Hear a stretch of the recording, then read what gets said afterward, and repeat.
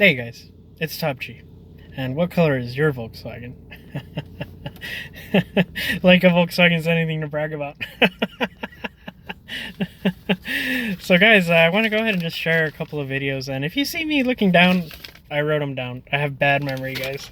So I'm going to go ahead and go over the points that I found interesting on some of these Andrew Tate clips, so you're going to see my eyes going down like that.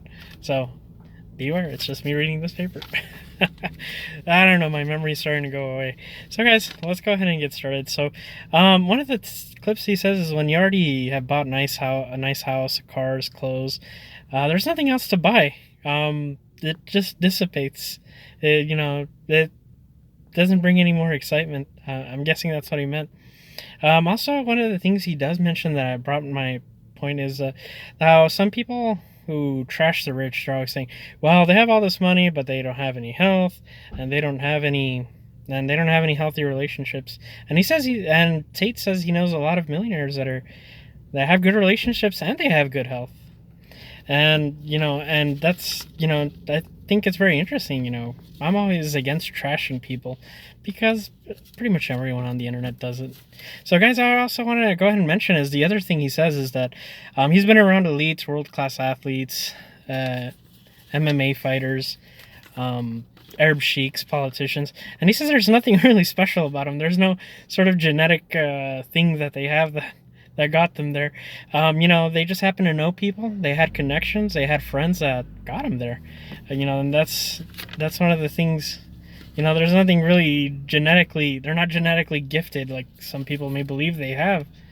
Also, the other thing is that he brought up an excellent point is about depression. How a lot of people say, oh, it's incurable. You're never going to get rid of it. It's, that it's not your fault, that you have no control over it, and it's taking away power. And I thought it's very interesting that he also says, that it's within yourself. He advocates the gym a lot. How the gym cures depression, and instead of going to getting antidepressant medication, he advocates going to the gym. And I'll tell you, I hear so many stories about medication messing up people, and I could just be here all day talking about that. But anyway, also he's talking about surrounding yourself with good people, join social clubs, start making friends, and you start doing these things and you're going to start feeling better. It's a byproduct of being around people, and that's one of the things he's mentioning. One of the things I want to go ahead and I want to mention my take as well. And one of the things that I noticed is that, the more money you get, the more it amplifies who you really are. I'm noticing, if you're a good person, you're not going to be resorting to doing bad stuff with money.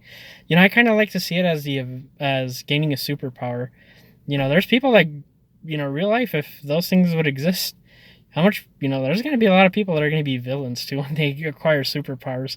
Just because you have something is not, and I'm guessing there's going to be good people too, but anyway, they're not comparable. But I'm just saying, when you gain something, it really brings out who you are.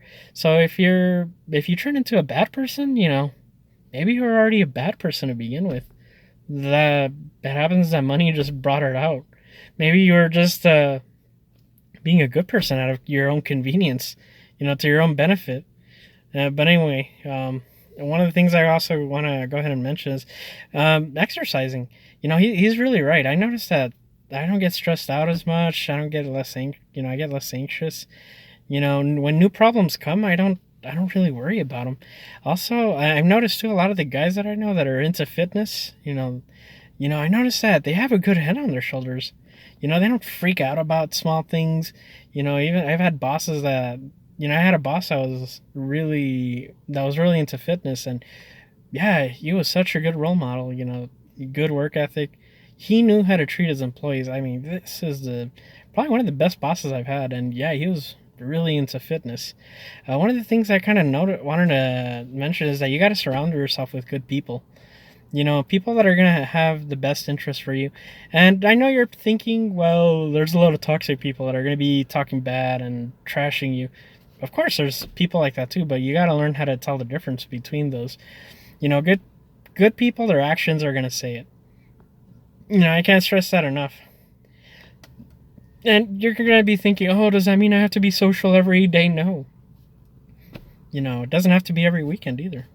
But really, I mean, I noticed that yeah, and at least in my experience, I noticed that yeah, you got to surround yourself with people that love you, and show it. They don't just say it; they show it. And one of the things that I found very interesting is about Rat Park.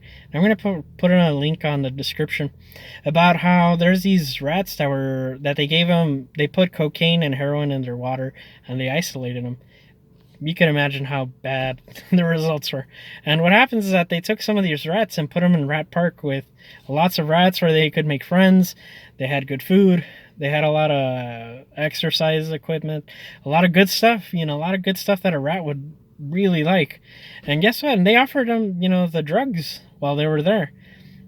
Surprisingly, a lot of these rats, they gave that stuff up because they found new meaning. They were getting, pleasure off company of other rats. And us humans are no different. We got to stop self-isolating ourselves. And very good, very interesting study I found. But guys, I want to go ahead and just leave it at that. Take care, guys, and I'll see you in the next video.